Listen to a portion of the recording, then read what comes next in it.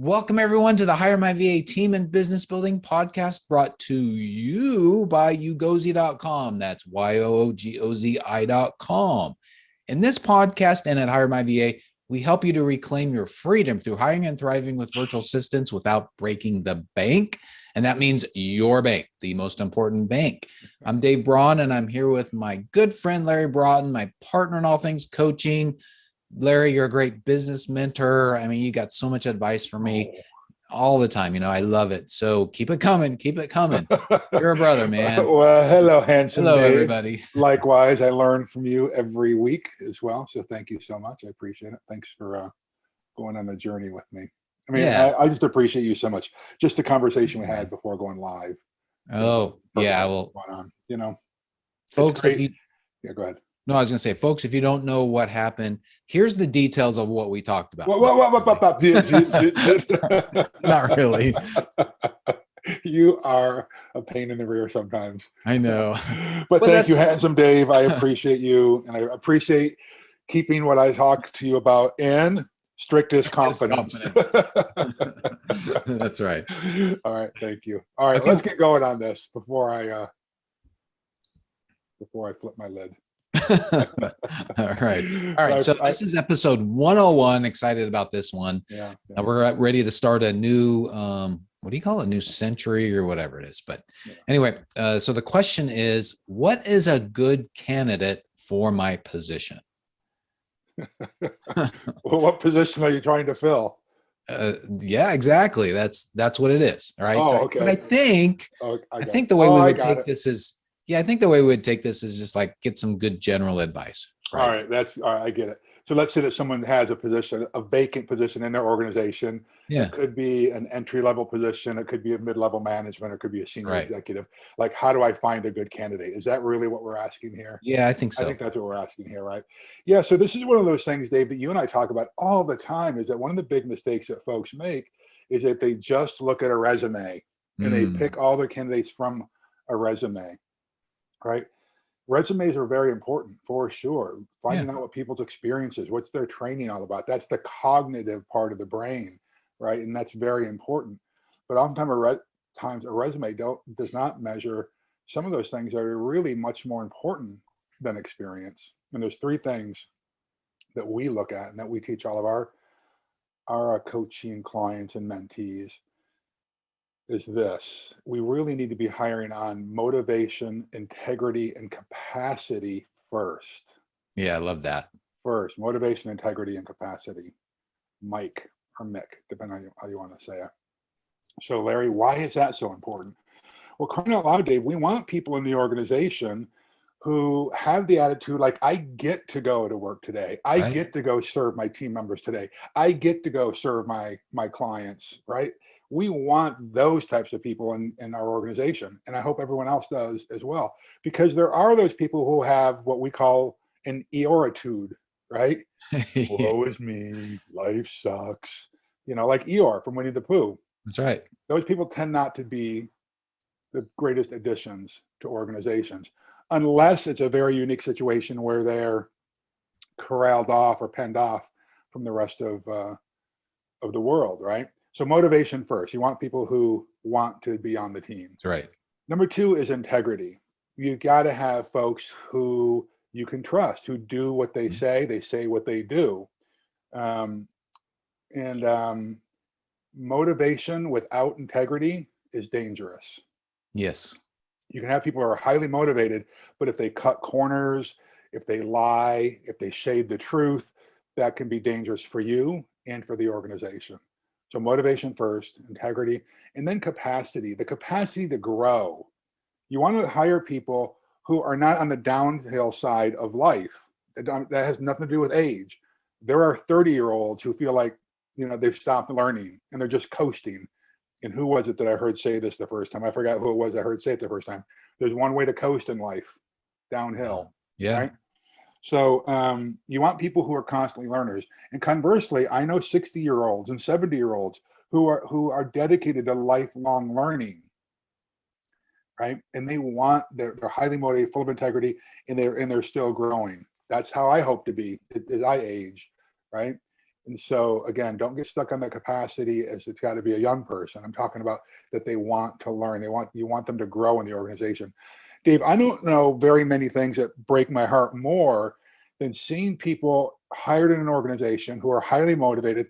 They have a lot of capacity, but the organization outgrows them. Yeah. Because then they have to be separated for some reason other than their own, great spirit, right? Mm-hmm. And so try to hire people with capacity to grow with you. So I would say those are some of the things that are really important to start with when you start identifying, hey, I've got positions to fill. What say ye? Yeah. Yeah, totally agree with you. That's definitely a great place to start. And, Yeah. one of the things I think that we've seen some mistakes, and in fact, we're just talking with a client recently who's taken advantage of our white glove service at HireMyVA, where we help find somebody who is a rockstar VA for you. But one of the things that they want somebody to do, especially if it's like the first person they're hiring or even the second to start building out their team, they want somebody who is an expert at everything. They want to have somebody who has got proficiency in like every single thing in the world, right? They want them to do everything. And that's just that's so hard to find, and that's rare. And yeah, it's unicorn, and it's impossible. I mean, can you imagine, an example or an analogy is a football team. You've got people who are so specialized to be able to bring that team to win the Super Bowl. Not every the quarterback can't become a blocker, and a blocker, somebody on the offensive line cannot, rarely they can maybe catch a pass here and there, but it's not their strength, right? They could do certain things, but they're not proficient at it, right? And think about these as special teams players. How many games have been won by 3 points or less, right? And you got that kicker who might spend how many seconds a field? Yeah. How many seconds on the field per game, right? But they help win the team or win the game. Yeah, and I guess if we want to continue with this analogy, because I love sports, most of the positions you have, like in football, for example, most of the positions you have, you want somebody who has a good amount of speed. And good amount of what? Speed. Right. So it's kind of, in a way, that's analogous to making sure that everybody on your team has got motivation, integrity, and capacity. Right. Yeah. It's one of the characteristics you want everybody to have. Yeah. I like that a lot. Yeah. Yeah. So I think what happens, what you should do is, you really got to start with obviously a proper job description, and we call it position profile, right? And you got to be clear on some of these categories within it. We talked about, you can't have somebody who's, you can't try to find somebody who's a superstar at everything, but you got to really think about what their role is, what you want them to do, and put them into maybe about 3 or 4 different categories. And Larry, you want to talk about a few of those? Yeah, I want to go back a little bit though first. I think I want to give people permission to seek those ideal unicorn candidates. Yes, you may find someone who's better at more things than you are. Oftentimes these are just generalists. My experience, and I have no scientific data to back this up. I don't know that SHRM or any HR firm's ever done any research on this. My sense is those people tend not to stick around for very long. Yeah. So this is a generalist who's really good at marketing. They're really good at operations. They're really good at accounting, So when you're first starting out your organization, finding some people like that is going to be really important, because you just need help, period, like everywhere, right? So don't not look for them, because I'm going to try to be a realist here first, Dave, and know that most businesses cannot afford to go out and hire specialists in each of the departments as they're first starting to grow. When you're trying to break the $100,000 a year mark, or even the $500,000 a year mark, you don't have loads of free cash. Most people don't have loads of free cash to hire specialists yet. All right. So just know that, as they say, begin with the end in mind. Know the direction you're heading, but know that there's going to be some incremental steps between the perfect organization chart and where you are today. Yeah. Right? Yeah. And I would encourage you, try to find people in the beginning who are going to allow you more time to work in your strengths. Right. And in your desired position. Right. So I think That's really important. And you asked me to comment on something. I'm sorry. What was it?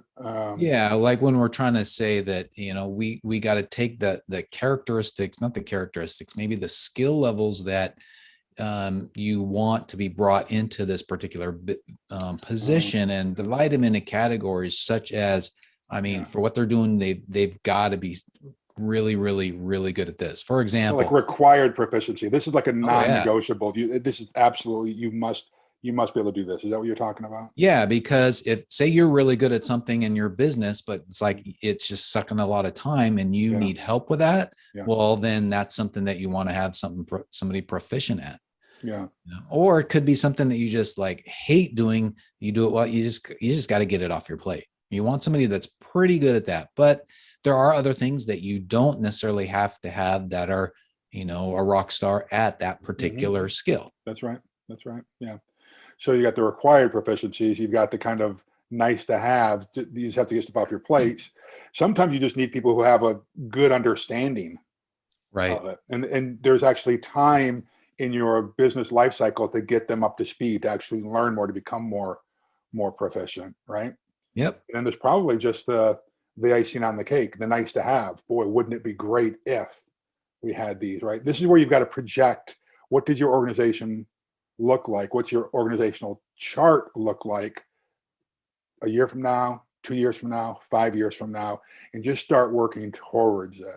No one, and I mean no one, ever starts their business or during the first couple of years of their business has their ideal org chart in place. They're dynamic. They're moving constantly. Absolutely. We're working with a client now. What I would suggest is build your ideal org chart. And if the position's not filled, leave it blank, or put who's actually acting in that position today.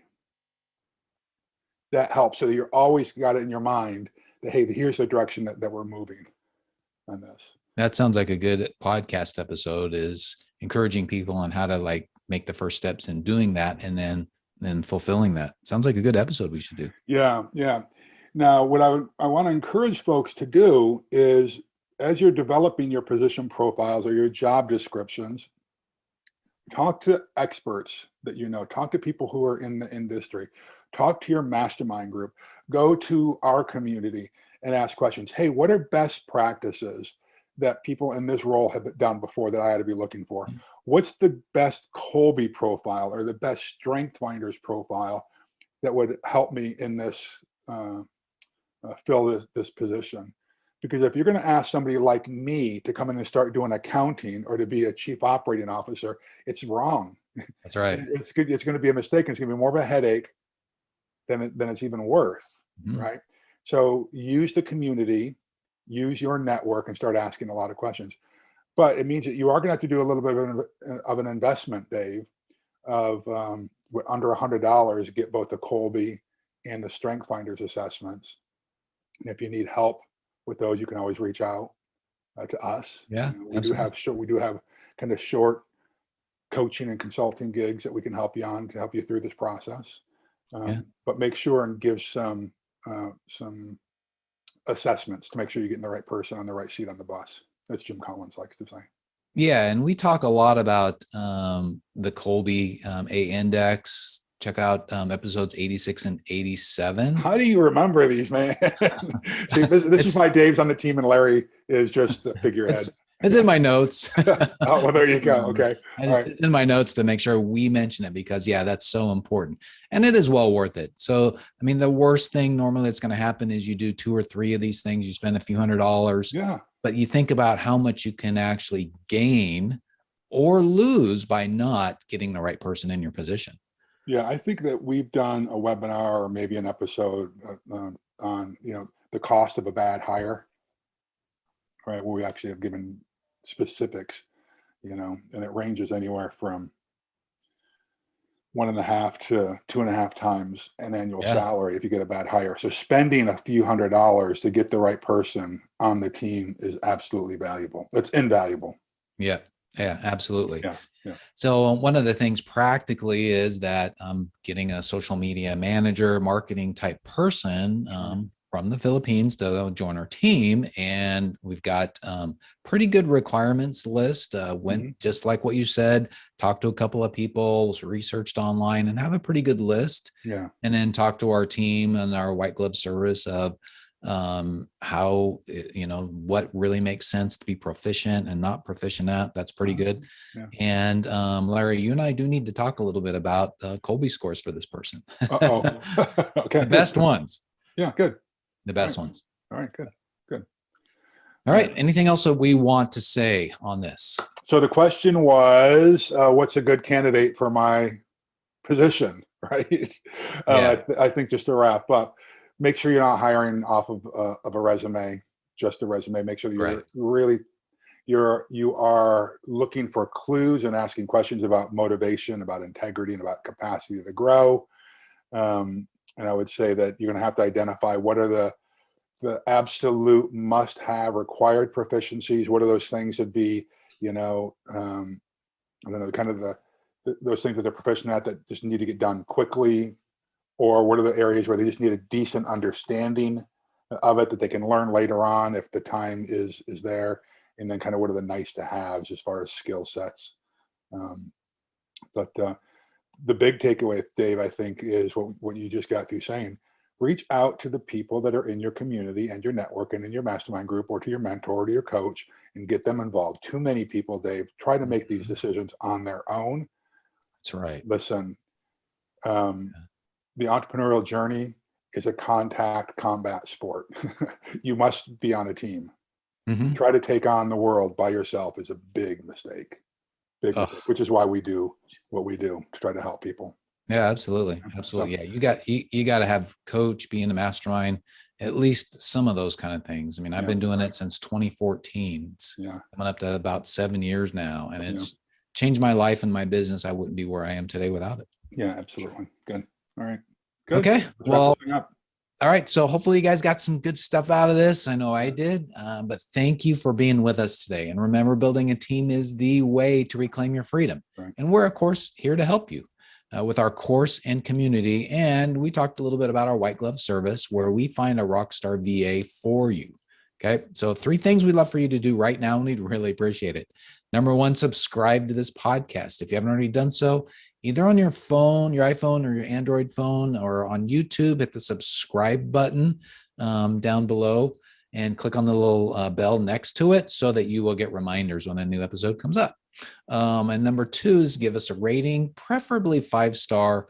Leave a comment below this, maybe ask a question or say, hey, we want you to talk about this episode, this subject in another episode, something like that.